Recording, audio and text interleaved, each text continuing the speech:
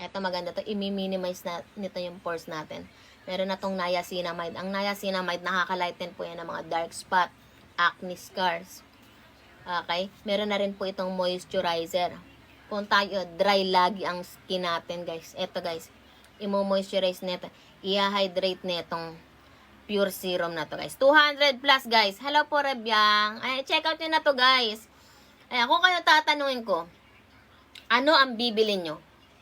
Yung madalas na pinopromote dito, maliit na serum, tapos 200 plus, 300 plus. Or itong, tapos, sa mukha lang yun. Sa mukha lang yun. O itong 200 plus, ganito kalaki, 520 ml.